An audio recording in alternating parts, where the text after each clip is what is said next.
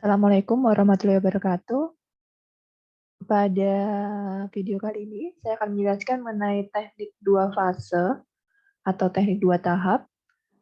Ini merupakan salah satu metode pada simplex ya.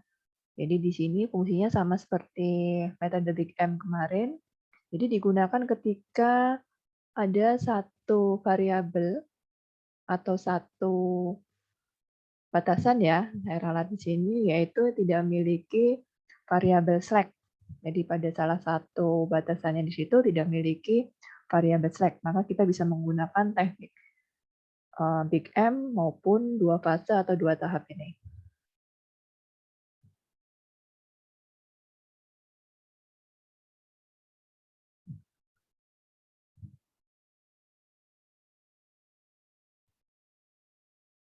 Jadi di sini maka akan ada sesuai dengan namanya, maka akan ada dua tahap, yaitu tahap pertama dan tahap kedua. Di tahap pertama di sini kita akan menambahkan variabel buatan. Jadi di sini akan menjadi solusi awal. Jadi kita tambahkan variabel buatan sehingga akan menjadi solusi awal kita.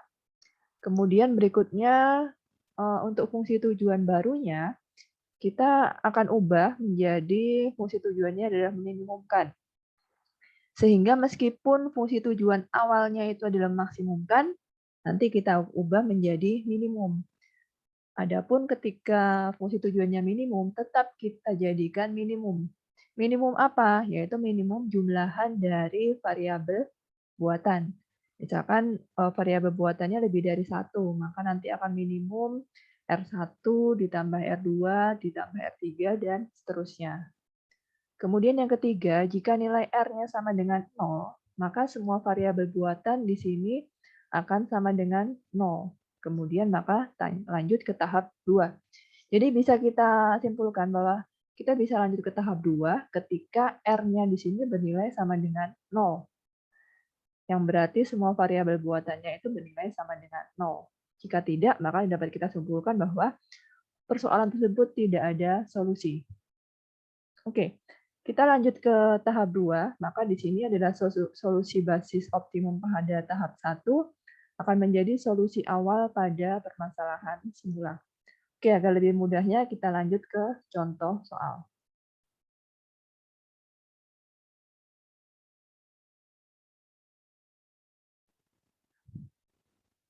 Oke, contohnya di sini adalah misalkan kita punya persoalan meminimumkan Z itu sama dengan 4X1 ditambah X2 dengan syaratnya adalah sebagai berikut. Maka untuk tahap pertama atau tahap persiapan di sini, kita akan jadikan persamaan seperti biasanya ya pada metode Big M maupun metode biasa pada simplex. Maka kita akan tambahkan di situ adalah variabel buatan yang berperan sebagai flag, yaitu R1 dan R2. Jadi mirip atau sama seperti kita punya adalah metode Big M.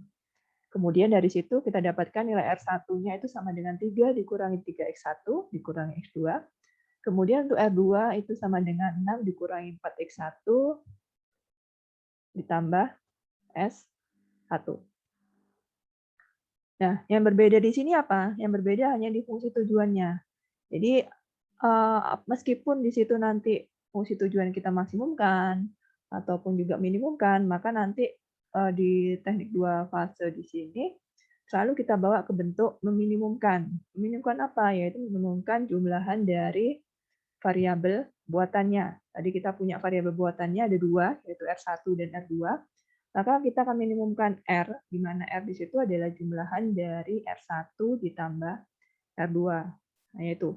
Jadi kita sudah tidak menggunakan Big M lagi, tapi kita ubah langsung ke R itu sama dengan R1 ditambah R2.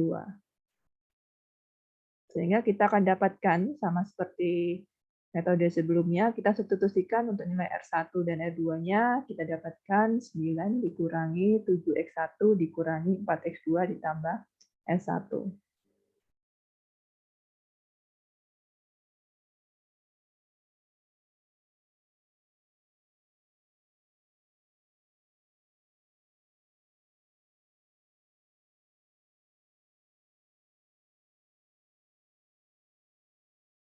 Sehingga nanti kita akan dapatkan solusi awalnya ya. Jadi sama seperti metode-metode sebelumnya, jadi tinggal kita substitusikan ke dalam tabel atau kita tempatkan nilai-nilai yang ada di dalam tabel. Jadi kalau kemarin kita bekerja dengan Z, tadi kan kita punya R itu adalah jumlahan dari R1 dan R2, kemudian sudah kita gantikan variabel R1 dan R2 dengan substitusikan nilai X1 maupun X2 dan S1 dan S2. Sehingga kita dapatkan tabel awalnya adalah seperti pada tabel 1. Sama seperti metode Big M. Jadi yang ada di iterasi awal di sini, untuk basisnya itu adalah R1, R2, dan S2. Jadi adalah variabel select di sini. Seperti itu. Kemudian karena fungsi tujuannya minimumkan, maka akan dikatakan optimal jika semua koefisien pada fungsi tujuannya di situ adalah kurang dari sama dengan 0. Sehingga kita lihat pada tabel awal di sini, kita masih punya nilai 7 dan 4. Di sini yang paling membuat tidak optimal adalah ketika kita punya nilainya adalah 7. Sehingga X1 menjadi variabel masuk. Begitu juga seperti biasanya kita hitung rasio, yaitu pembagian dari ruas kanan dibagi ruas kiri, sehingga kita dapatkan rasio terkecilnya itu adalah R1, sehingga dia akan menjadi variabel keluar. Dan ini akan proses ini seperti biasanya kita gunakan OBE, sehingga kita dapatkan solusi optimalnya seperti pada tabel ketiga di situ.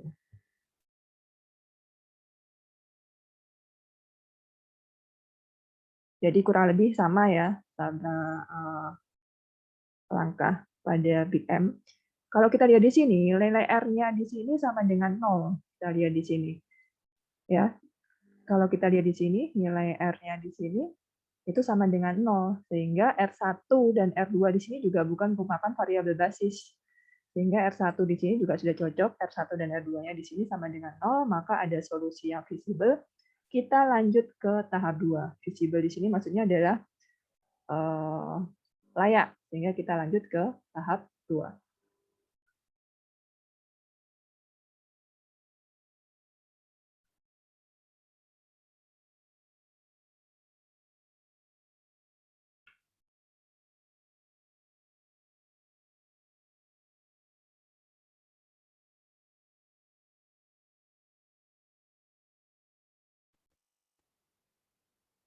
Pada tahap 2 di sini, jadi kita memiliki tabel terakhir ya, tabel optimal pada tahap 1 di situ. Kita jadikan persamaan untuk setiap batasannya atau nomor persamaan pertama, kedua, dan ketiga. Maka kita akan dapatkan X1 ditambah setengah S1/5 S1 sama dengan 3/5. X2 dikurangi 3/5 S1 sama dengan 6/5. S1 ditambah S2 sama dengan 1. Sehingga soal akan menjadi meminimumkan Z sama dengan 4X1 ditambah X2 dengan syaratnya adalah ini tadi. Maka kita dapatkan X1 itu sama dengan 3/5 dikurangi 1/5 S1. Dan S2-nya sama dengan 6/5 ditambah 3/5 S1. Nah, di sini nanti dinyatakan bahwa ada solusi visible karena ada 4 variabel dan 3 persamaan. Dengan salah satu variabel bebas, yaitu S1, di sini akan bernilai sama dengan 0. Ini. Sehingga nilai X1-nya akan menjadi 3/5 dan X2-nya akan menjadi 6/5 di sini. Sehingga S2-nya di sini akan menjadi sama dengan 1. Maka kita dapat mensubstitusikan